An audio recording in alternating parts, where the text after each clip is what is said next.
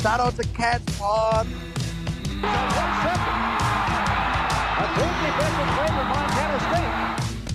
Touchdown, Tommy Milan is electrifying. Welcome to the Cats Pod.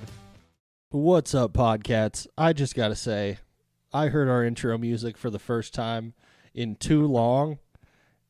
I missed it here. How you doing, Eric? Oh, not bad, man. Not bad. Yeah, it has been a hot minute since we recorded. It took about this long to get over the North Dakota State loss. I mean, let's be honest. I'm not even gonna fully lie. Like, after that championship game, I know we did like the episode the week after, but my heart wasn't really in it. I needed some time. Needed some time to process, but I feel like I'm ready to get back in. I'm ready to dip my toe back in. I think now's a good time to jump back in. We processed it. I still absolutely hate North Dakota State, so let's not get that. Let's not get confused there. Yeah. Still hate them. Mm-hmm. Like, my whole premise about who cares about the Grizzlies at this point still rings true. Like, it's North Dakota State and then everyone else after. I mean, the Grizz are making some moves this offseason that are kind of putting me on edge. Okay. Well, I'm not saying they're at that level that I'm worried about it, but like they're making some moves that got me on edge. I'll put it that way. Let's think about it this way. With the Grizzlies, I think it would end up being 18 transfers. Yeah, a lot of transfers. There's a high likelihood that they don't even start a kid from Montana at that team. There is. There very much is.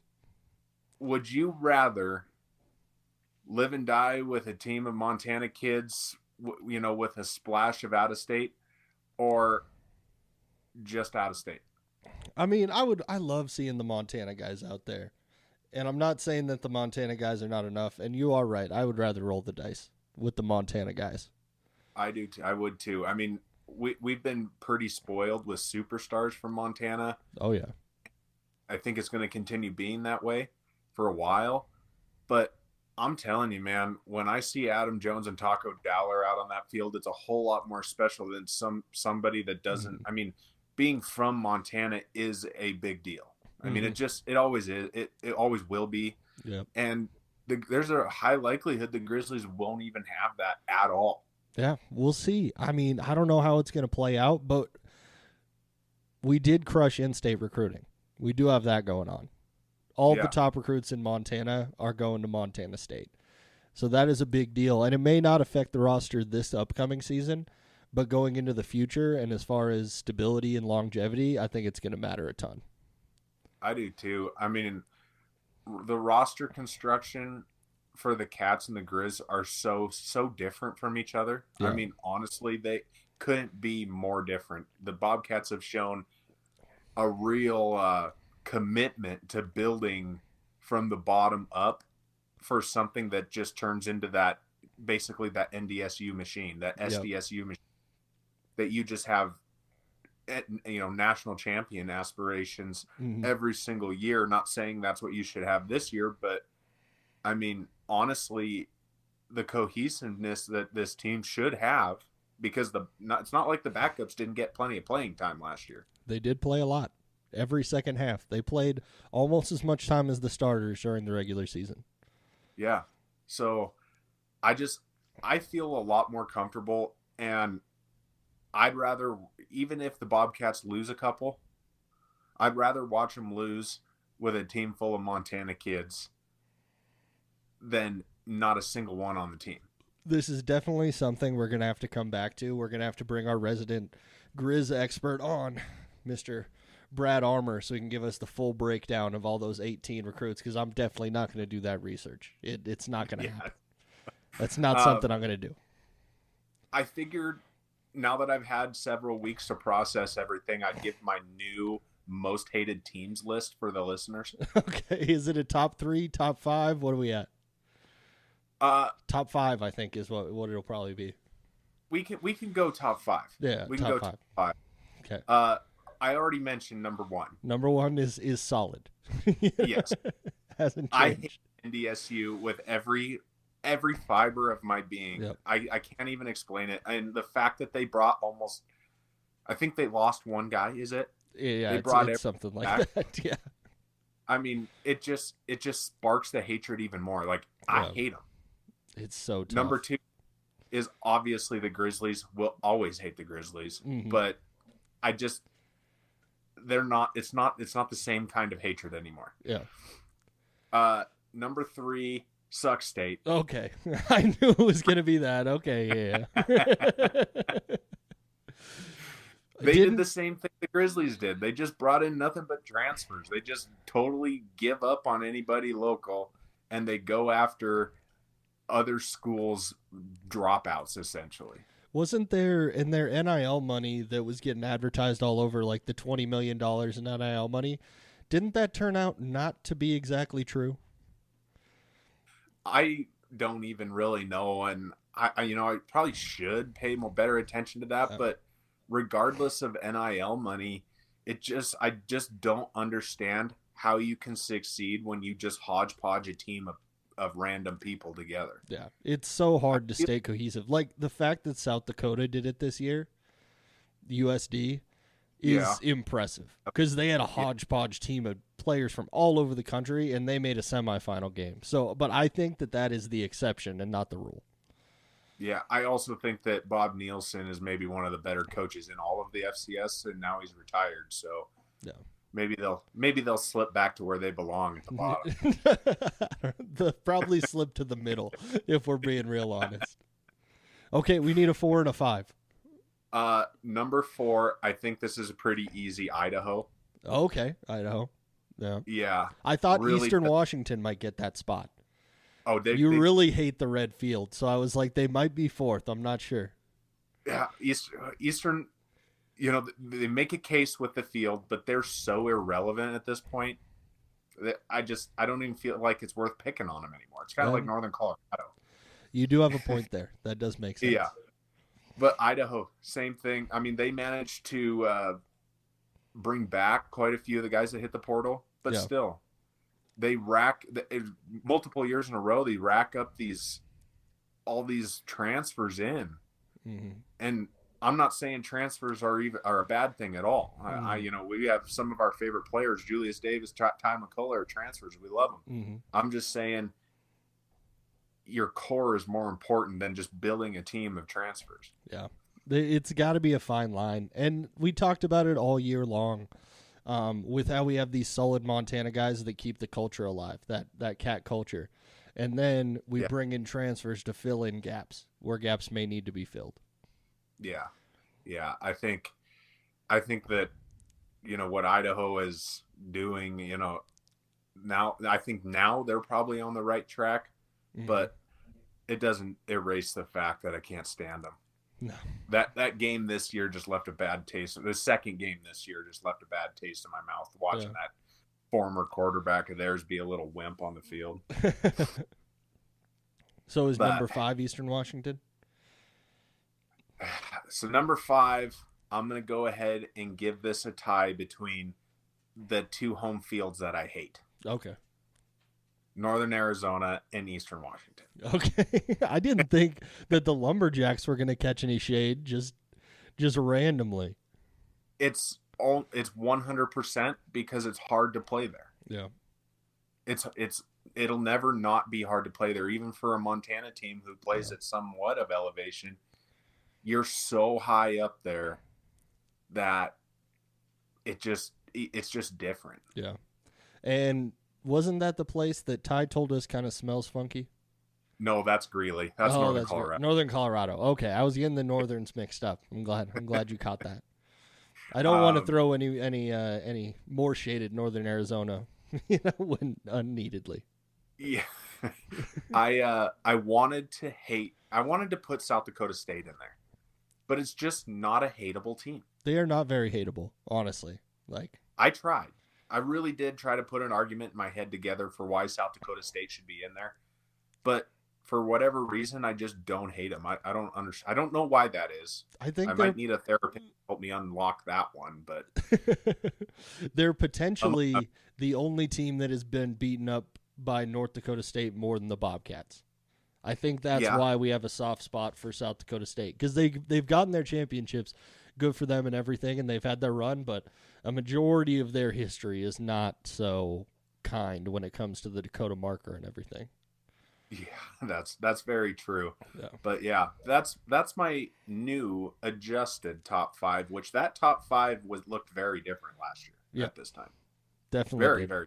Definitely. I mean, North Dakota State was in a solid 2 there, but yeah, never again. Never again will they fall below number 1. Yeah. Well, we've got some Bobcat news to catch up on real quick. We've got some new coaches, some new players we're going to talk about, and one inductee into the Hall of Fame. I figured we would start off with the coaching staff, and the first one to bring up, our guy, Marcus Monaco. Way to keep rising up the ranks. What a dude. Nobody deserves it more than Mr. Marcus Monaco. We can tell you that. Yeah. I mean, honestly, it's so cool to see him rise up through the ranks. Yep. And honestly, I feel like he's done a great job in that it's finally getting, or not finally, but it's getting realized kind of what he has to offer. And I couldn't be happier for the kid. Yeah. It is definitely huge to look forward to. Just watching his rise up through the ranks and everything has been awesome. Just a guy that I've known for quite a few years now, and it's just so fun to see him do well, you know. Yeah, for sure. Plus, friend of the pod. Friend of the pod. Always a friend of the pod. Our other new coach is Mr. Pete Sturbick. I think it's Sturbick. Yeah, sounds right. I don't know exactly how to pronounce it. That's bad on me. I'm supposed to be the pronunciation guy, and I didn't look deeper into this. That's my bad. If you want somebody to butcher a name, you just toss that over to me. Yeah, I should have given you that name. I should have given you that. A Montana guy, adjacent, I think. Montana adjacent. Coached in the state of Montana. Coached at Tech. Boo Tech. Go Dogs. But he comes back to Montana, calling it a dream job. Seems like he said all the right things in his press conference, all the things that we love to hear. Honestly, very excited to see what this guy can do. Yeah, I the minute I saw it, I didn't hate it. I mean, he ran what was an extremely talented school at the Colorado School of Mines, I believe is what it was. Yep. They were at the very tip top of Division II football. Yeah. Number one offense. I think that he has a lot to bring to the table, and I honestly think that his potential has only been scratched at because he doesn't have the talent like he'll have now. Yep. I mean, how could you not want that job when you have all these insanely talented players, like generational players at a school like Montana State, even with Julius Davis, Taco Dowler, Adam Jones. Yeah. I mean, and one of the best offensive lines in all of the FCS still. Yeah. It's going to be awesome. It's going to be exciting. Yeah. Yeah. I fully expect a very high-powered offense next year. Yep. And now I think it'll be even better. Yeah.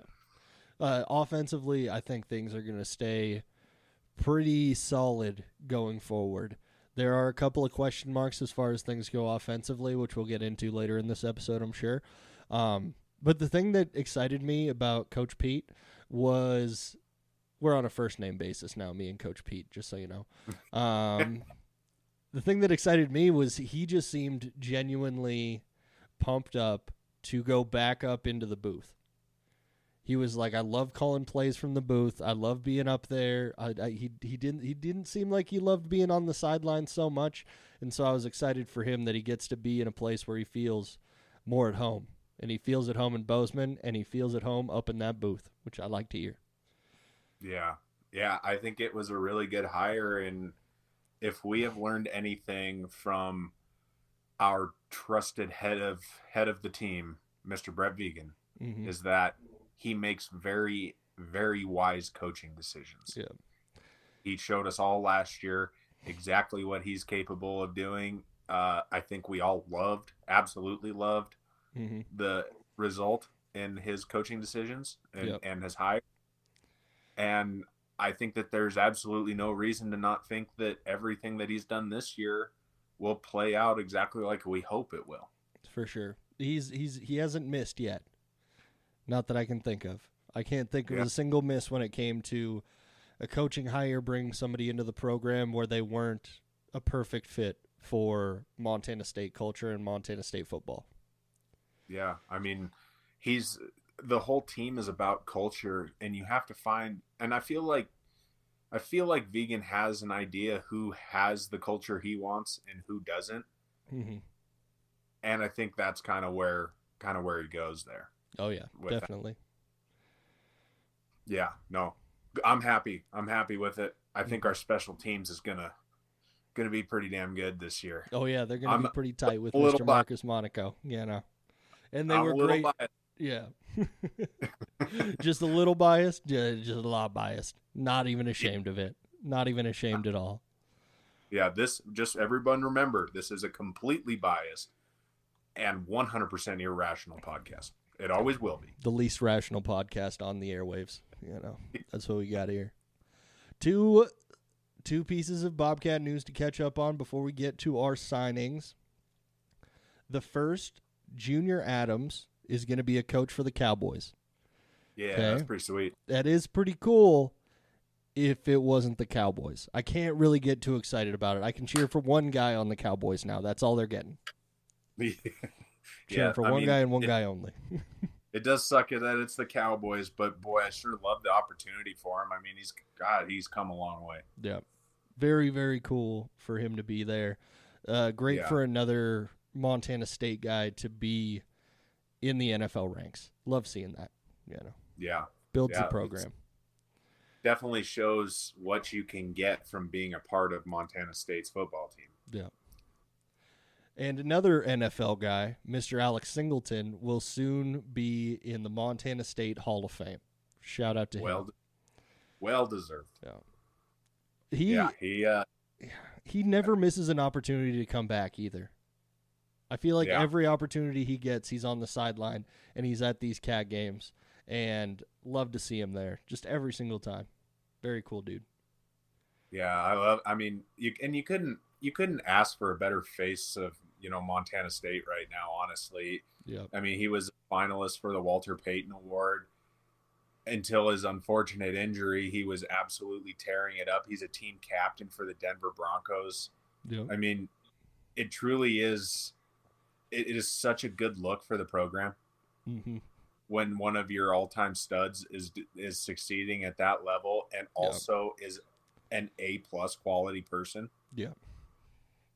It's definitely a shiny star on the Montana State program. Oh yeah, it helps out a whole lot. Very excited about it. Yeah, very cool. Very cool. Awesome. And now for our new additions to the Bobcats, the people that you get to look forward to seeing play in the blue and gold in the future. We got a decent mix here and a lot of DBs. Yes.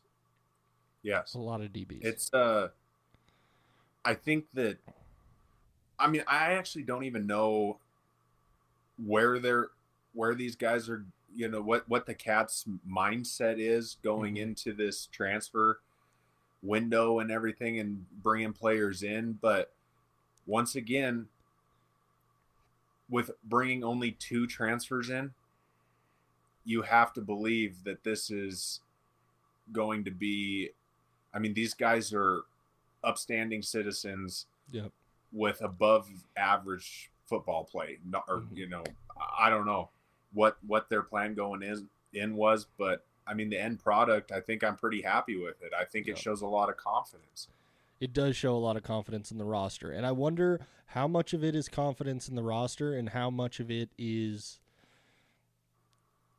It's hard to get these transfers during this early portal when you're playing all the way until the national championship. Yeah. You're missing out on a lot of that time that other teams were sitting back, and we saw this last year where we brought in a lot of quality transfers at the early transfer portal because there was more time to do the recruiting and everything like that. So we'll see what happens in the late window for sure. Yeah. I think, just the two transfers that these community college guys, I like that, number one, because that's an extra year of eligibility. Yeah. And the one was I can't remember his name. I can't even see it here, but the one was a community college, one of the all community college award or guys. I'm trying to think what it was called. I think it was the all community college third team or something like that. Yeah. He won that as a DB. He's young, obviously coachable. Yeah. Yeah, really like that signing. It seems like that'll fit really well. So the two transfers that we got in, number one, we got Bryant Meredith, defensive back from Pleasant Hill, California. Definitely lost a lot of DBs, so it makes sense why we would go that direction when it comes to these signings. Played for NAU for a minute. So that's an interesting journey that this guy's been on. NAU to Fullerton College and then to Montana State. So he's been around. Coach Jody Owens seems very excited about this guy. He said Bryant is very, very twitchy and explosive and has some position flexibility. So he can play multiple positions on the field. Definitely a plug-and-play kind of guy. Must be a pretty smart dude if he's capable of filling that many roles, you know. Yeah. How do you? Do you want me to do the pronunciation? Do you want me to? Do you want me to butcher it? Okay. I don't even want to try. I apologize also because this guy is a podcat. He followed us back instantly after I followed him, very excited about this dude. He seems like a cool dude. Followed us right away. Okay, Ife Oalete is what I'm going to say that is. And he can correct me, hopefully, just like if you're listening to this, if you see anything, correct me, please. Because I feel like you might be one of my new favorites. Don't even know anything about you. I think he was the one that was all community college third team. Okay. If I saw that right. Maybe it was that Bryant Meredith, but I thought it was him. But either way, the notes they put out on him are pretty intriguing. Both those guys have a lot of really redeeming qualities, according to our coaches anyway. Yeah. And we're going to trust those coaches right away, you know? Yeah. Yeah. I also like that both those guys, they claim have position flexibility. Yeah. That is a big plus. It's so, I mean, and we saw it this year. Being flexible on your defense is very important when you have major injuries. Yep.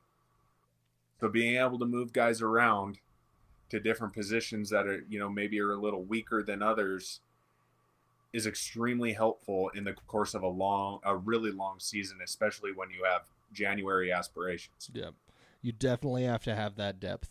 You got to have that depth. It is one of the major strengths of the Bobcats last season, in their historic season, was the depth of the team and specifically the depth of the defense. Yeah. I was pretty happy to see both those guys. I think they'll fit right in. I don't know if they're immediate starters or, they're just going to try and grow. But I think that either way, they're going to be really, really helpful additions to what is a somewhat depleted secondary. It's going to be some exciting news coming out of the offseason, coming out of training camps, of which DBs are going to step up to fill the shoes of those guys that we lost. Because I know we had a lot of signings, and there's a lot of youth at that position. So there's opportunity. If they go for it, there's opportunity on that field. There's opportunity for every single snap of the season. Yeah, and I think we saw a pretty good sign of who is going to be, in those starting positions. I mean, we'll see more as spring ball gets going and through the summer. But I mean, we had some pretty spectacular play from like Taden Gray specifically. oh, his name's escaping me, but number 22, something, is it Carr? Something like that. Yeah, Takari Carr. Takari Carr, there we Yep. go. Those two guys specifically were total studs. Mm-hmm. And then Taki Yu, as a safety, showed a whole lot of growth, I thought. Mm-hmm. Tyson Pottinger played a lot and played well, I thought. And Mm-hmm. then we still get Caden Dowler back. I mean, Yep. I think the secondary is stronger than, you know, maybe it gets credit for, just because it is a lot of new faces. Yeah. But I mean, I watched some pretty spectacular play from Takari Carr and Caden Gray, which makes me a lot more comfortable. Yeah, for sure. Definitely not very worried when it comes to those guys. I think it's gonna be pretty solid. And picking up these guys to help out in the depth and to create competition is always a good idea. Oh yeah. I definitely agree. I do love that one of the February signings was another Montana kid. Oh yeah, that definitely helps out our arguments a lot. Yep. Yeah. I mean, that puts it at 11 for just this class. Yeah. That is 11 total studs too. It's not like they're no-name guys. I mean, these guys are pretty well respected for being, you know, the top 11 guys in the state of Montana for the most part. The starting 11 out of the state of Montana. Yeah. But yeah, that is our Montana guy in the February high school editions was Jackson Lieberg from Helena, Montana. Helena High guy, all-state choice in basketball and track and field, added as a wide receiver. And Coach Sam Mix had some very, very kind words to say about the guy. So we've seen some really good wide receivers out of the state of Montana the last few years. You know, a few come to mind. And so if Jackson wants to be the next one in that lineage, we would all be very excited about that. And the thing that Jackson has he has size. Yeah. He's 6'3", 185 pounds. You know they'll put some weight on that frame. I mean, this guy being all-state in track, I mean, he's obviously fast. Yep. Once again, it's really fun to see the Montana kids stay in the state and come play for the Bobcats, because it's so easy to root for a guy like Jackson. Yeah. And it's awesome to see those. I think being one of those multi-sport athletes is more important than people give credit for sometimes, because there's a lot that goes into specialization now. And you got people that, I mean, even when I was a kid, I played basketball and almost basketball alone from the time I was in like the 5th grade on. And you know, if I would have branched out, done more sports, I probably would have been a better athlete, you know? Yeah. The other thing is, this is another somewhat position of need. Oh yeah. You know, we still have a lot of really good players in that wide receiver room. Mm-hmm. You know, Taco's there. Oh gosh darn. My name recall right now is not what it should be. Mm-hmm. But there are several really good players there. But we did lose Ty McCullough. Mm-hmm. We lost Rohan. Yep. We lost Junior and Aiden Garrigan. And so, you know, I think it's kind of important that we restock that wide receiver room, especially with the most talented kids that they can find. And it's also, it's preparation time for the Cats pod as much as it's preparation time for Montana State. Like, we are going to learn a new team, and we get to fall in love with a new team all over again. I mean, I still think that Zachary Dodson Green, that's who I was trying to think of. Mm-hmm.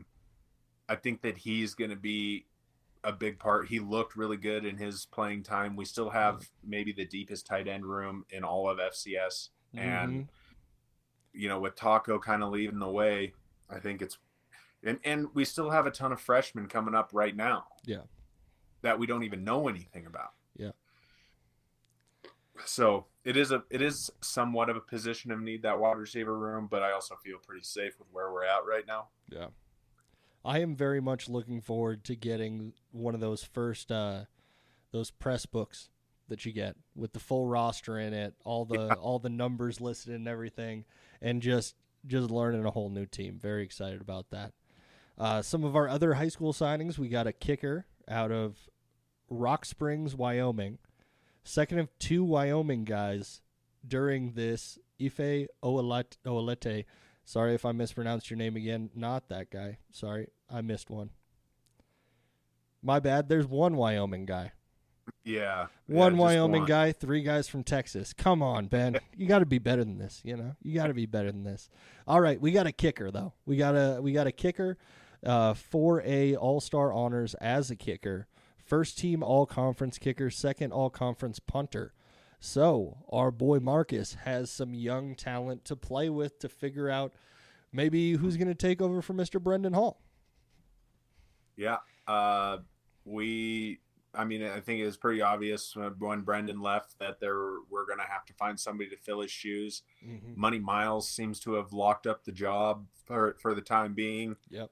But once again, the kicking job is probably the most disrespected on the football field. Yeah.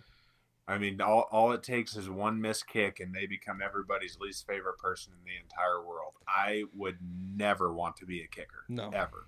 Mm-hmm. But thankfully other people do. So. Yeah. And just as a punter, somebody to control field position, so important to the game. Yeah. And underutilized in most programs.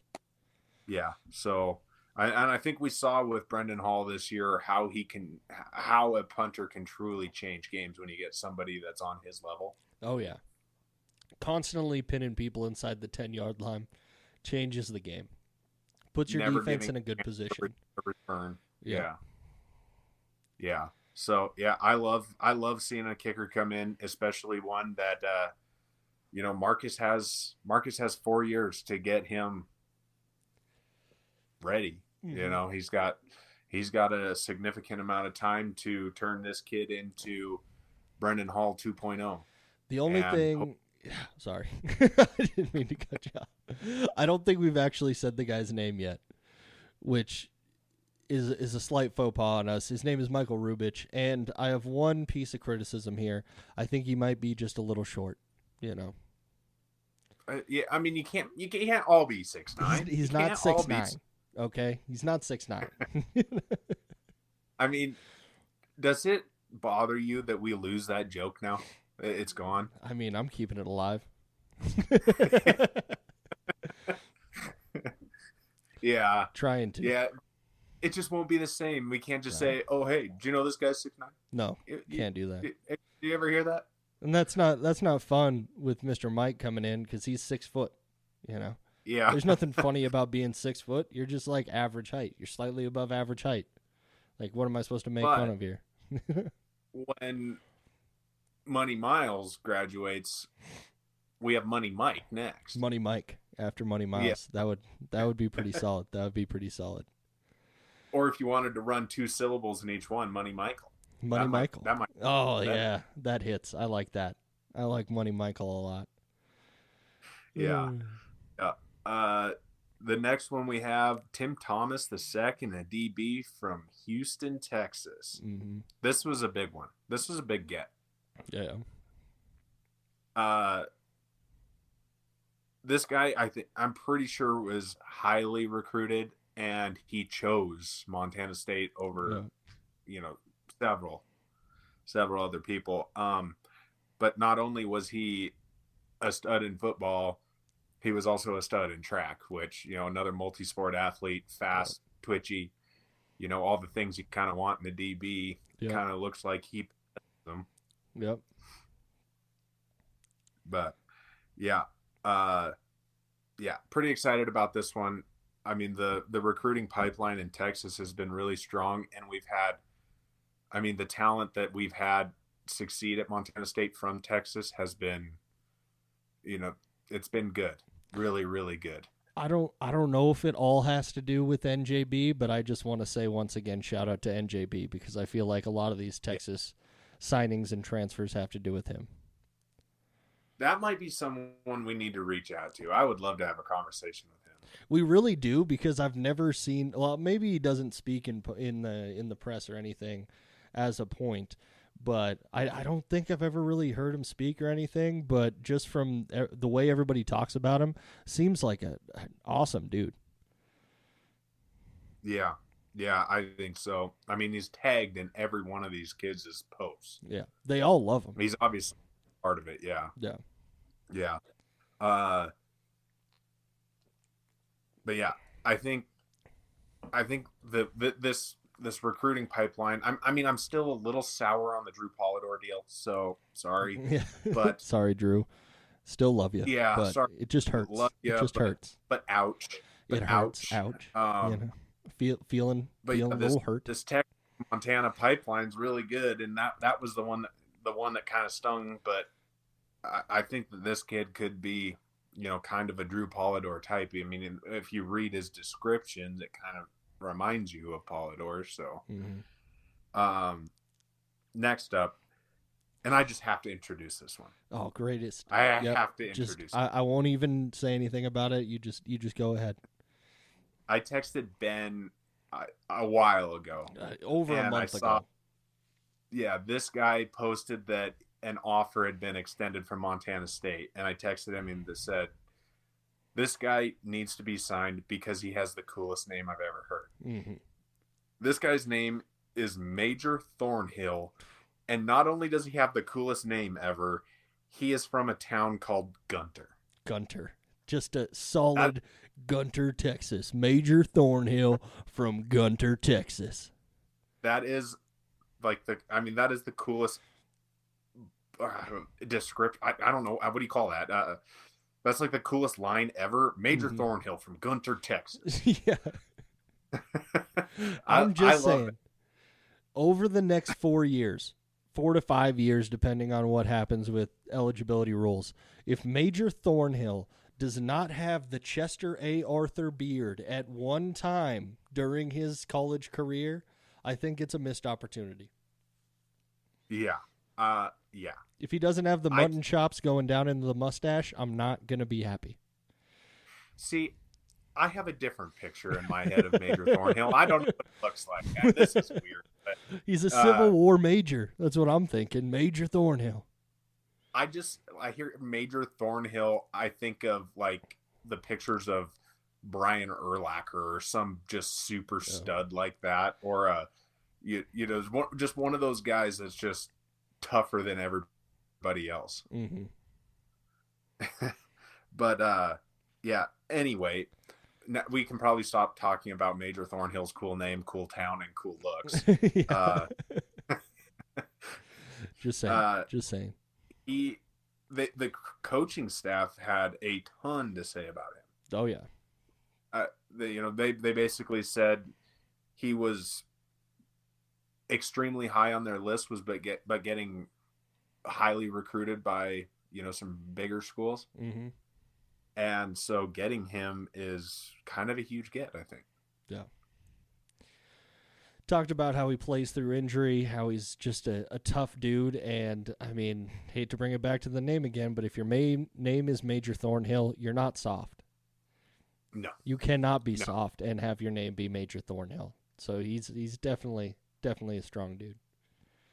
Yeah. Plus, I mean, he's coming in at a time where we have an insanely stacked defensive line. Mm-hmm. That he's a D end. He can pal around with Kenny Iden for a year. That should be helpful to anybody. Oh yeah, that is great experience. Learning from those guys and that coaching staff is going to be insane. Yeah, I mean, that's one part of our team that we graduated one of the best Bobcats ever, but I mean, we have some serious talent left on that defensive line. Mm-hmm. And coming out of high school at 6'3", 210, you know he's going to be a monster. Like, as soon as he gets into an actual Division I weight training program and everything like that, he's going to turn into an absolute monster. Yeah. And you know what's really cool about Major Thornhill? What? Nobody at NDSU has a name that cool. No, not a single one. No cool names whatsoever. No cool names at all. Yeah. So suck it, NDSU. We have a cooler name than you. We got this win. Okay, we got this win. We have a cooler name. We got Taco Dowler, and we got Major Thornhill and Titan Fleischman. We're so much cooler when it comes to names. We are. That's the truth. I mean, it's we a have fact. The Montana State Bobcats have more character than anyone else. Yeah. And you can take that two ways. They have good character, number one, but they also they are characters. Yeah. They definitely are. We love our characters too. I'm gonna miss Rohan so much. Just because he was such a character. But there's gonna be new characters. There's gonna be new characters. There's gonna be new people to fall in love with. I'm gonna be okay, but still, miss you, Rohan. Yeah. There's some pretty big locker room pieces that left last year. Mm-hmm. And it's going to be up to, there's going to be some specific players that got to step up into that one. I mean, I know that Marcus Weir and Rohan and, those guys were kind of the goofballs locker room guys. Yeah. It'll be interesting to see who steps up to fill their shoes there. Yeah. Ty was kind of the leader of the team. And yeah, so there's opportunities for guys to,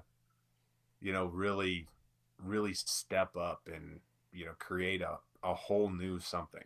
And there's just a huge gap in leadership left by Tommy leaving. Yeah. And I don't mean a gap as in it's going to stay that way. It is a vacuum where somebody's going to have to rise up and become that leader and fill in those shoes. And that's going to be very tough to fill. Yeah. I feel like we should place a bet on who we think the starting quarterback week 1 is going to be. Oh, that sucks. I don't like that. I don't like it at all. Because it puts me in a bad spot because I know who you're going to pick, and then I can't pick the same guy. And okay, I'll let you go first. How about that? No, because I want to make it interesting. Pick. I don't want to just pick the guy that was back up last year, and I like him a lot. He's thrown some really incredible passes. Okay, but let's go. We're going to go to Mr. Sam Herder's 5 questions for the offseason, and it will tie into this conversation. Perfect. So, Sam Herder, the god of FCS journalism, he's posting 5 offseason questions for, I think it's all the top 8 teams, all the teams that made the semifinals. And he released his 5 questions about the Montana State football program. So I thought we would run through those real quick to finish out this episode, okay? The first one, we don't have to talk about this for very long because I know what our answers are going to be, and I don't know if you've looked at this, but the first question is, did Montana State miss its national championship window? No. In Vegan, we trust. As long as Vegan's there, national championship is still on the table. I don't even think as long as Vegan's there. Mm-hmm. I think that Vegan is installing something that we've not seen before. Yeah. This thing that just keeps churning out elite level talent every year by recruiting the correct people and nurturing them and growing them to what you need. And that goes with the coaching staff too. Mm-hmm. Just that constant wheel that's continuing to turn. And I think that when he's done with Montana State, I think that we'll be in a spot that we can contend whenever we want to. Mm-hmm. Yeah. I have a hard time trusting people beyond a certain point just because of what Vegan has done for the program. And I don't know who the next guy is going to be. And I'm not saying that they're going to be bad. I'm just saying I'm not going to trust them until I see it.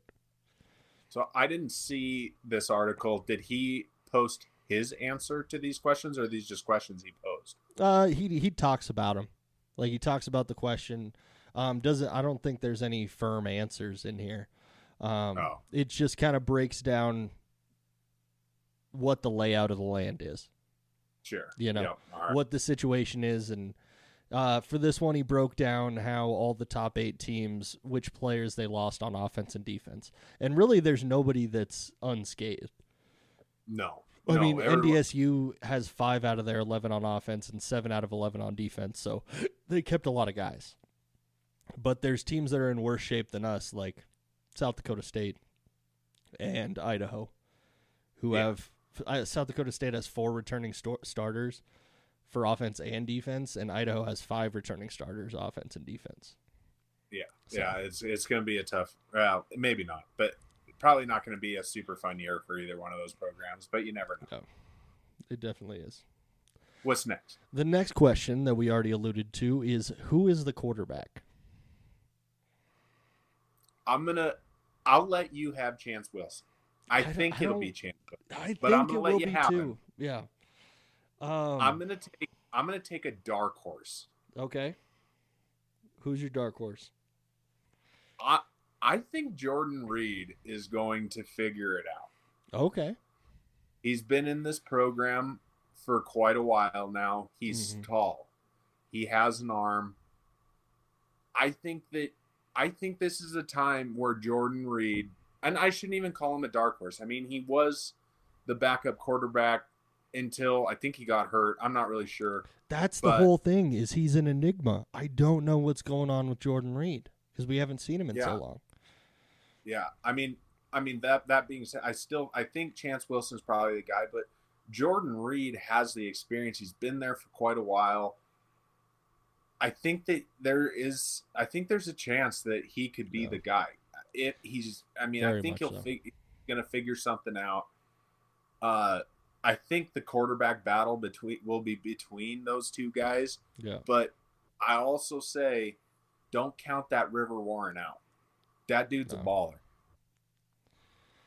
River Warren looks like a Gen Z quarterback, and I'm not saying that is a bad thing. That's just what these new college quarterbacks coming in look like. But he's got this, I don't know, he just looks like he's Gen Z quarterback. I don't know what I'm saying by that, but it's not a bad thing. I'm just saying he seems young, he seems exciting, seems fresh, number 1 quarterback out of the state of Oklahoma. Definitely could see that happening. I don't know. Jordan Reed, just the way he would play when he was filling in and the mixture of passing and running that he could do, I feel like it would fit if we were going to keep a similar system. Yeah. I mean, I still think Chance Wilson is the closest thing to Tommy. Like if you were looking for a true, if you didn't want to change the offense a ton, I think Chance Wilson is the closest thing to Tommy that we have. Yeah. I mean, he is hyper athletic. He does have a beautiful arm.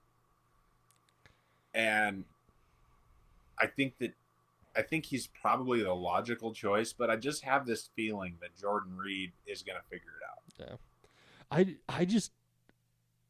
I don't think anybody's Tommy, and I know that's not what you're saying. Chance Wilson just strikes me more as like a gunslinger.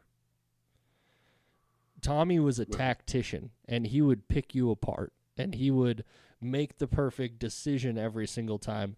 Chance Wilson strikes me as you go off schedule, he has to scramble out of the pocket, and he can still make some ridiculous pass over the middle out of nowhere that nobody sees on the field except for him. Yeah. But the problem is we've only seen him do that like once a game. And then the rest of the time it didn't look great, but he's young and he was getting his reps. So it's not hating on him, not saying that he can't be the guy. But Jordan Reed, when you look at his stature, when you look at his athleticism, when he did seem more impressive when he came in as a backup role, and I wonder if it was an injury or if it was a coach's decision to keep Chance Wilson as the backup for the rest of the year. I don't know. It's an enigma. Yeah, not sure what happened there. I do think that when we have our spring game, I think quarterback on one side will be Chance Wilson, quarterback on the other side will be Jordan Reed. And I think that'll tell a lot. Do you want to know what my toxic trait is? What's that? I don't look forward so much to seeing Chance Wilson versus Jordan Reed as I do River Warren versus Grant Vegan. That's what I would rather see. Yeah. Like, I want to see these two young guys and see what they can do. Because I think that Grant Vegan can spin it, and I would call him the dark horse to just break through, and all of a sudden he's the quarterback. Wouldn't that be cool? Yeah. I mean, as a homeboy Montana kid myself, I mean, you have to root for, Grant Vegan, Gallatin Raptor. Mm-hmm. But then you got Patrick Duchesne. What did he play for, Columbia Falls? I think so, yeah. That sounds right. I mean, it would be so cool to see one of those guys take the helm. A Montana kid passes it to a Montana kid. I mean, I love our out-of-staters. But it would be cool to see the torch pass to another Montana kid. But that's just me being selfish. Yeah. It makes sense. Next question, okay? How dynamic will the offense be? That's a good question. Yeah. That's a really good question. The running game, I don't think the running game loses steam. Honestly, no. I mean, do you? No. Yeah. I don't see it. I don't see it happening. I mean, Scottrade is good, but he isn't Julius Davis healthy is one of the best running backs I've ever seen in person. Yeah, that is true. The angriest runner of all time, the most driven person I've ever seen, and just the most exciting. He's the only player I have ever seen that rivals Saquon Barkley's hurdles. Yeah, he does. I mean, let's be honest here. He hasn't done one in reverse yet. I want to see Julius Davis pull off the spin move. That's what he's got to get. That rivals him. I mean, He has the most beautiful hurdles I've ever seen, and he's the only. He was finally starting to get healthy again. Yeah, and he was the running back that was having success against UC Davis. Yeah, nobody else was finding success against. Yeah.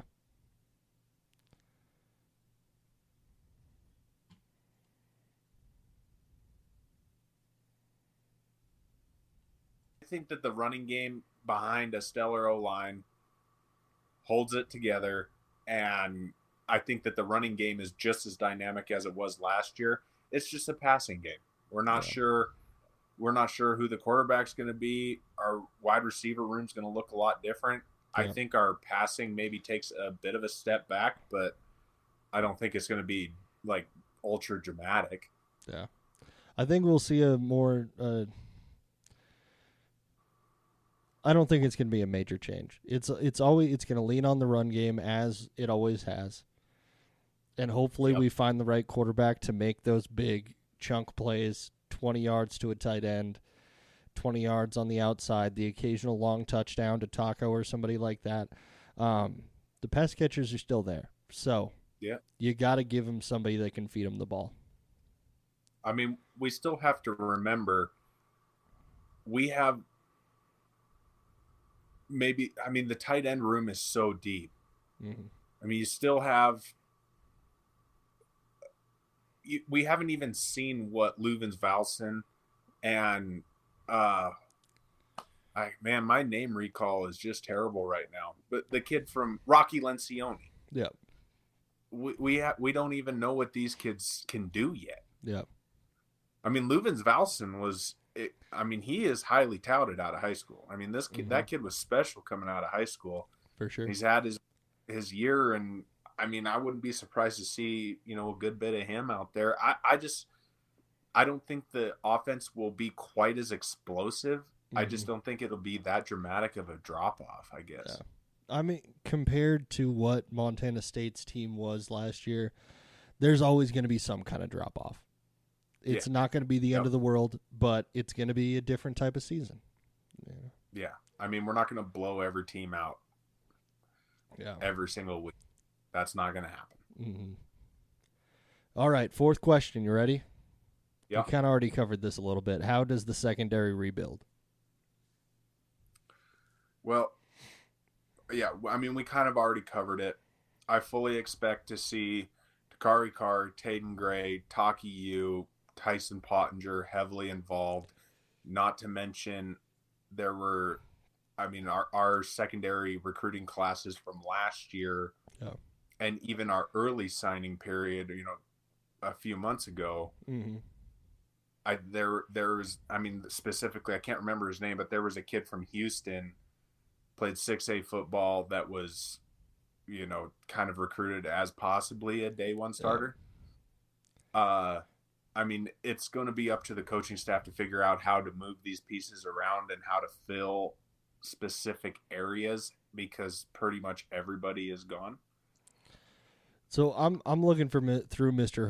Herder's article right now, and the more I look at the names that he has listed on our defense, the more I think the secondary might not even matter that much. Because the other team's quarterback is going to be under duress every single second of every game. He's going to be hounded even when he's on the sideline, and the defense for Montana State isn't even on the field. Yeah. It's going to be tough. You got Kenny Iden, Paul Brott, Alec Eckert, Zach Cruz, Hunter Parsons, Zach Black, Neil Daly, Bryce Grebe. Yeah. Those are all dudes. Yeah, it's pretty good. It's pretty good. We knew that, leaving the North Dakota State game that, we lost Brody Grebe. Yeah. We lost some big name guys that, guys that are going to be extremely hard to fill, but the pieces that have been put in place behind them were legit. And they're ready. They are fully ready to be starters. I already said this once, but don't be sleeping on Takari Carr and Taden Gray. Those two are freaking studs, man. I'm telling you. They played well, and it's not like they were just playing in the second half. Those guys were playing when starters needed a breath, or in the first halves of games. They were trusted out there as super young guys. Yeah. So it's going to be a new look secondary, no doubt. Yeah. But I think that maybe the secondary is, looking at the Big Sky Conference, maybe isn't the. I don't know that the opposing offenses are that great this year. So yeah, it's gonna be a weird year for the Big Sky Conference. I don't know. There's a lot of new blood. Yeah. The Big Sky Conference lost more talent this year than I think maybe I've seen in the last quite a few years. You're talking guys like, what's his name from UC Davis? That guy was Lan Larison. No. Yes, but the quarterback, Miles Hastings. He you could call him one of the better FCS quarterbacks. Yeah, he threw for a lot of yards. The kid from Eastern Washington, not even going to try and pronounce his name. That kid was a total stud. Yeah.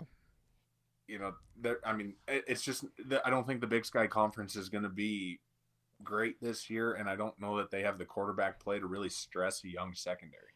Mm-hmm. UC Davis kept 7 out of their 11 starters on offense. Obviously lost some of the pieces that made it a great offense.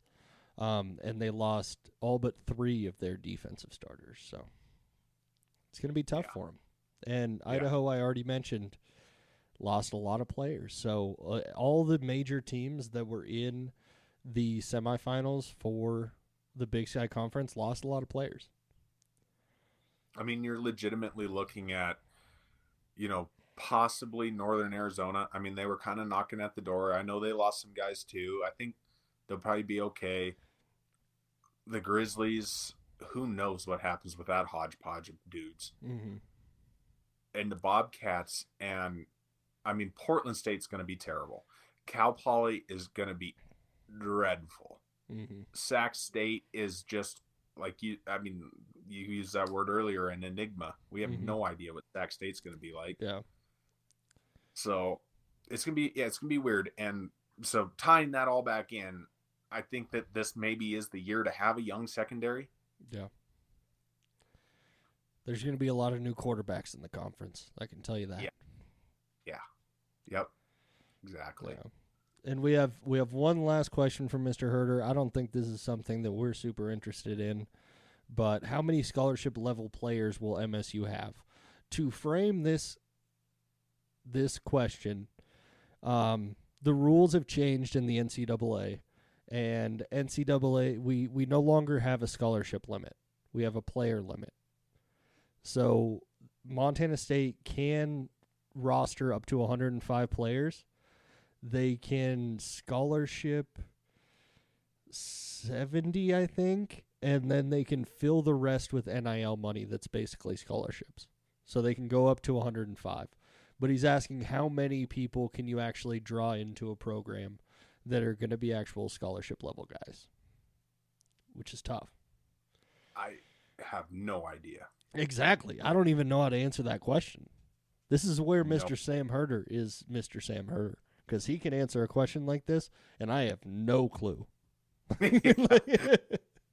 Yeah, there's a reason why people turn to him when they want answers, and not us. Apparently, this is a big deal that Montana State opted into this because we can sign a lot more players now. But our problem was never quantity. Our problem, we've never had a problem getting quantity, but we've focused on quality more. Is what I'm trying to say. Yeah, I mean, and that's I feel like that's kind of obvious. They want specific guys, not a bunch of guys. I don't even know how you even manage 105 college guys. Good luck. Yeah, I'm glad that guys like Vegan are the head coach and not guys like me, because if I had to manage 105 dudes in college, it'd be trouble. You're having like a few problems a year. I can tell you that. Yeah, exactly. Yeah, okay. I like that list. That was fun. That was good. That was good. Yeah. Is there anything you want to leave the podcast with? I'm thinking our next episode, we should break down who we think is going to start on our roster, go through it positionally, and just kind of break it down with what we think is going to happen at each position, because that's going to take a while to knock that one.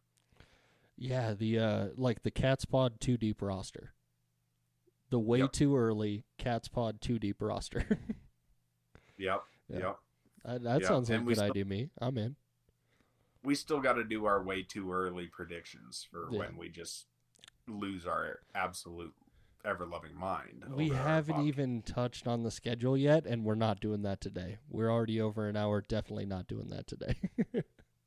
Yeah. But it is an exciting schedule. I would like to start a segment where we get to trash talk NDSU for about 15 minutes. It doesn't have to be weekly, but you took those comments personally. I can tell you took those comments personally. Yes. I'm still waiting on my hug from that lady that asked if I needed a hug. I said yes. I said yes, I need a hug, and I still haven't gotten it yet.